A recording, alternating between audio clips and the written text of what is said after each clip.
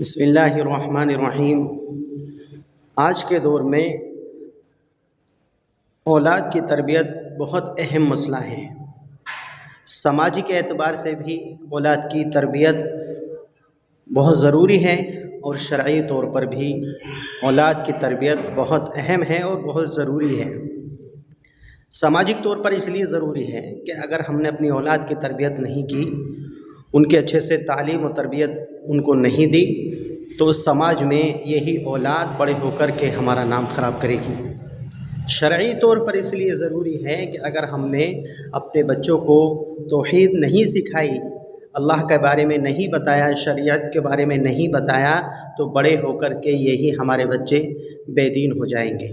اس لیے دونوں لحاظ سے، دنیاوی اعتبار سے بھی اور اخروی اعتبار سے بھی، بچوں کی تربیت بہت اہم مسئلہ ہے۔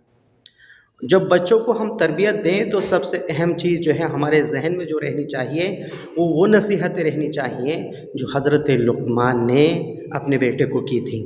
اور ان نصیحتوں کو دیکھیے کتنی پیاری نصیحتیں تھیں وہ، کہ اللہ تبارک و تعالیٰ نے ان نصیحتوں کو اپنی سب سے عمدہ، سب سے آخری کتاب اس میں بھی ذکر کیا ہے۔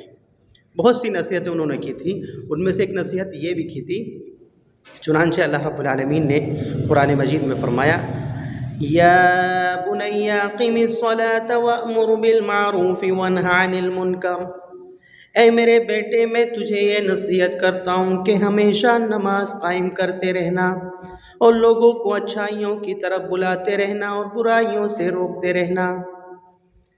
یعنی نصیحت کر رہے ہیں میرے بیٹے ہمیشہ نماز قائم کرتے رہنا۔ نماز اللہ رب العالمین سے ملنے کا ایک بہت عمدہ ذریعہ ہے۔ جب بندہ نماز کے لیے کھڑا ہوتا ہے، سجدے میں جاتا ہے، تو اللہ کے بہت قریب ہو جاتا ہے۔ تو سب سے پہلی نصیحت حضرت لقمان اپنے بیٹے کو نماز کی نصیحت کر رہے ہیں، کیونکہ قرآن مجید نے ہمیں یہ بھی بتایا ہے کہ ان الصلاۃ تنہی عن الفحشاء والمنکر، نماز ایک ایسی چیز ہے جو انسان کو بے حیائی اور برے کاموں سے بھی روکتی ہے۔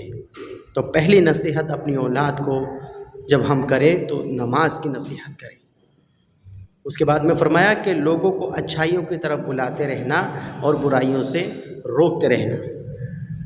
اس کے بعد میں تیسری جو نصیحت تھی وہ بہت عمدہ تھی اس آیت میں، وَاصْبِرْ عَلَىٰ مَا أَصَابَكَ إِنَّ ذَلِكَ مِنْ عَزْمِ الْأُمُورِ، میرے بیٹے میں تجھے یہ بھی نصیحت کرتا ہوں، زندگی میں جب بھی کوئی مصیبت آئے، جب بھی کوئی پریشانی آئے، تو ہمیشہ اس پر صبر کرنا، کیونکہ صبر کرنا یہ بڑے ہمت کے کاموں میں سے ہے۔ بیٹے جب بھی زندگی میں کوئی مصیبت آئے تو گھبرانا نہیں، تیرے قدم ڈگمگانے نہیں چاہیے، بلکہ ثابت قدم رہنا اور اس پر صبر کرنا۔ مصیبت جب بھی آئے اس پر صبر کرنا، کیونکہ اللہ رب العالمین نے قرآن مجید میں فرمایا، ان اللہ مع الصابرین، بے شک اللہ تبارک و تعالیٰ کی مدد صبر کرنے والوں کے ساتھ ہوتی ہے۔ تو جب بھی زندگی میں کوئی مصیبت آئے، کوئی پریشانی آئے، اس پر ایمان والوں کو صبر کرنا چاہیے۔